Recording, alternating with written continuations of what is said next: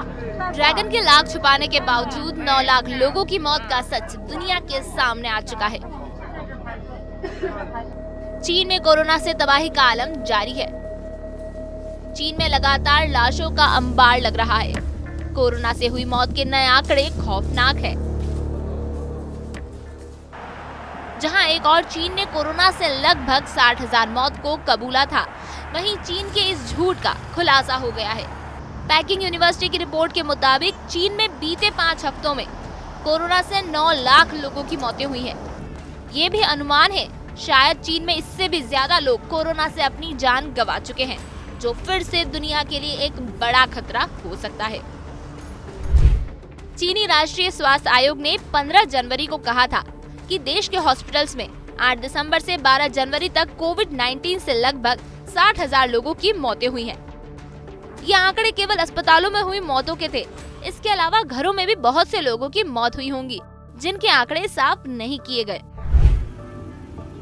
ऐसे में एक्सपर्ट मानते हैं कि चीन की ओर से बीते 5 हफ्तों में अस्पतालों में हुई मौतों का जो आंकड़ा दिया गया है, वो इस पीरियड में हुई टोटल मौतों से बहुत कम है।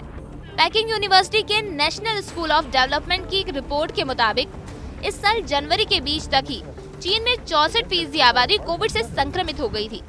अगर मौत के मामलों में 0.1% की मृत्यु दर देखी जाए तो 9 लाख लोग मारे गए होंगे। ऐसे में जो ऑफिशियल आंकड़े चीन ने दिए हैं, वो अनुमानित टोटल डेथ के 7% से भी कम है।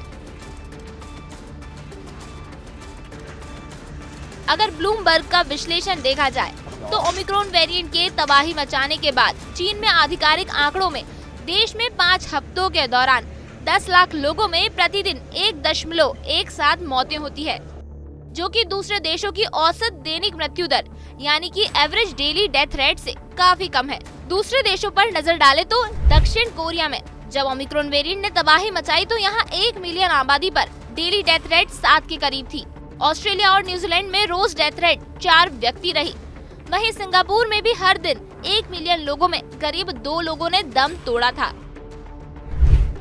वहीं चीन अपने आधिकारिक आंकड़ों में 10 लाख लोगों में प्रतिदिन 1.17 मौतें बता रहा है। इससे साफ तौर पर पता चलता है कि चीन अभी भी आंकड़ों को छिपा रहा है। भारत की बात करें तो कोविड के सक्रिय मामलों में गिरावट हुई है। साथ ही केंद्रीय स्वास्थ्य मंत्रालय के आंकड़ों के अनुसार पिछले 24 घंटों में भारत में कोरोना संक्रमण के 89 नए मामले मिले हैं, जो मार्च 2020 के बाद से कोविड-19 के अब तक के सबसे कम मामले हैं।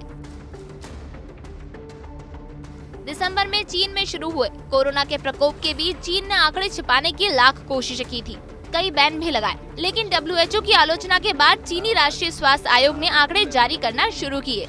लेकिन चीन अभी भी कोरोना से हुई मौतों को छिपा रहा है और सही जानकारी सामने नहीं आ पा रही है। दुनिया में कोरोना का खौफ लगातार बढ़ता जा रहा है। ऐसे में सही आंकड़े सामने आने चाहिए, इससे महामारी को समझने में मदद मिलेगी।